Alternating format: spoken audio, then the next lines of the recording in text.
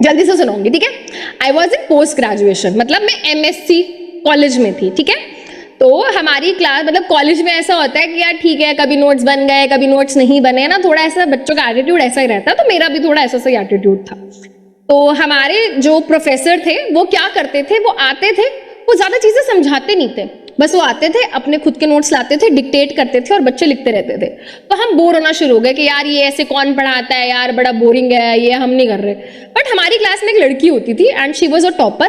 पूरी क्लास कुछ करे ना करे, वो अकेली लड़की ऐसी थी, वो सबसे पहले आगे बैठती थी और जो भी सर बोलते थे सब कुछ लिख देती थी। भाई हमें लगता था सर खांसेंगे भी ना तो वो भी लिख लेती थी। वो ऐसी लड़की थी।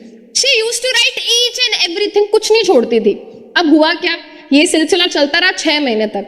हमने नोट्स बनाने छोड़ दिए। आखिरी में क्या हुआ भाई, पूरी क्लास खाली बैठी है, क्या करें, किसी के नोट्स नहीं बने हुए। She was the only girl जिसने पूरी क्लास में नोट्स बनाए थे। बट टॉपर बीइंग टॉपर, उसने अपने नोट्स हमारे साथ शेयर ही नहीं करे। हमने कहा कि भाई नोट्स दे दो, हम फोटोकॉपी करा लेंगे। उसने कहा मैं नहीं दूंगी।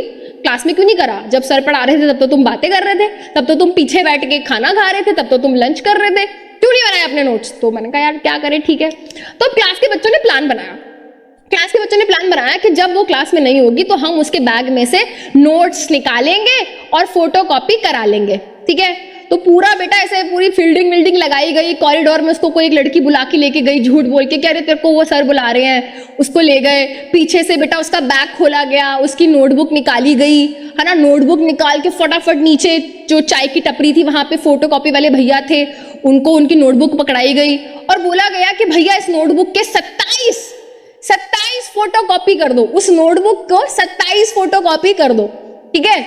ऐसा किया गया, ठीक है। और दोपहर के टाइम चुपचाप उसकी नोटबुक उसके बैग में दोबारा डाल दी गई, ठीक है। पूरी क्लास बहुत खुश, पूरी क्लास इतनी खुश कि वाह अब तो हमारे पास नोट्स आ गए, अब तो मजे ही मजे हो जाएंगे। अब क्या हुआ बेटा, हमारी रेट शीट आई, पेपर का टाइम आया, सबके पास वो नोटबुक की फोटोकॉपी थी। मैंने वो किताब खोली, भाई उसकी राइटिंग ही समझ नहीं आई। 27 बच्चों में से मुझे नहीं लगता 7 बच्चों का भी फायदा हुआ होगा। आखिरी में सब बच्चों को इस बात का रियलाइजेशन हुआ कि काश अपने नोट्स खुद बना लिए होते। आखिरी में बेटा वो नोट्स किसी काम नहीं आए।